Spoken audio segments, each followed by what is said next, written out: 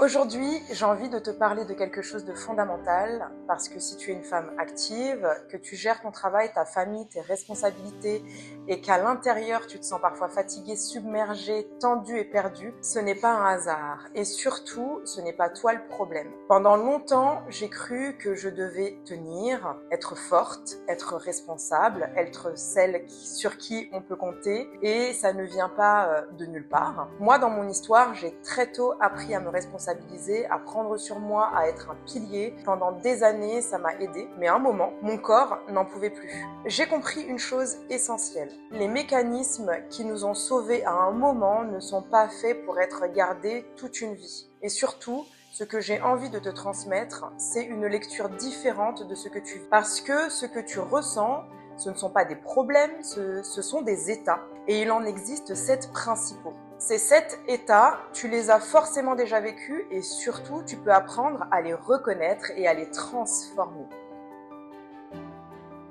C'est l'état où tu te sens fatiguée, lourde, ralentie, tu te lèves fatiguée, tu n'as plus d'élan et tu te dis « je n'ai plus d'énergie ». Mais en réalité, ton corps est en mode protection. Il ralentit parce qu'il n'a plus les ressources. Moi, je l'ai vécu à force de tenir, de gérer, de ne jamais m'arrêter. Mon corps m'a stoppé.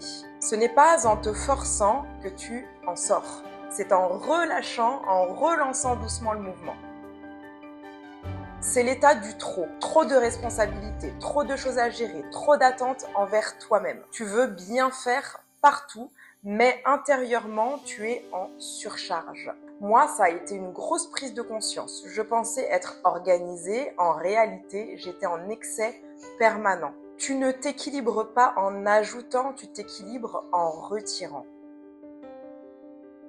C'est plus subtil. C'est quand tu ressens un manque, un besoin de l'autre, un besoin d'être rassuré. Et tu peux te dire, c'est la relation qui me fait ça. Mais non, c'est ton système qui cherche de la sécurité. Moi aussi, je l'ai vécu à chercher à l'extérieur quelque chose que je ne me donnais absolument pas. La sécurité ne vient pas de l'extérieur, elle se construit en soi, en toi. Tu ressens beaucoup, très fort. Tu passes par des hauts, des bas et tu te dis « je suis trop émotive ». Mais non, tu es perméable, sans cadre. Moi, j'absorbais tout. Les ambiances, les émotions, les tensions. Ta sensibilité est une force, mais elle a besoin d'être encadrée.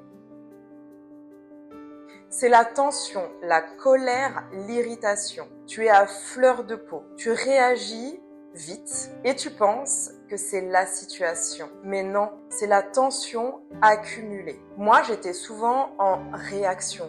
Pas parce que j'étais comme ça, mais parce que j'étais saturée. La colère est une énergie. Elle doit circuler, pas exploser. C'est un des plus puissants. Tu t'identifies à un rôle, à une image. Tu veux être à la hauteur, reconnue, parfaite. Moi, j'ai longtemps été dans cette situation-là, vouloir être celle qui gère tout. Mais à l'intérieur, je me perdais. Tu ne te perds pas dans la vie, tu te perds dans l'image que tu maintiens ou que tu veux maintenir.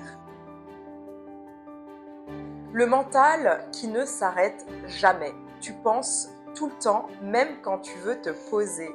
Moi, c'était constant, toujours en train d'anticiper. Mais en réalité, ce n'est pas un problème de mental, c'est une déconnexion du corps. Le mental se calme quand tu reviens au corps, à l'essentiel. Ces états, tu les vis, on les vit toutes, mais ils ne sont pas ta nature, ils ne sont pas ma nature. Ta nature, ce n'est pas la fatigue, la surcharge, la dépendance, la tension, etc.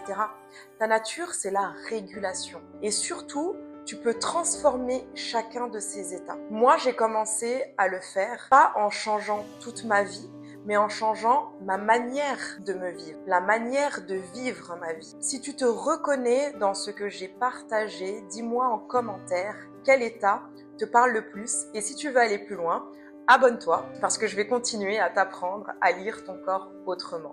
Et si tu veux aller bien plus loin, je te propose un accompagnement en lecture du corps. N'hésite pas à me mettre un commentaire ou à me joindre en privé. À très bientôt. Bien à toi.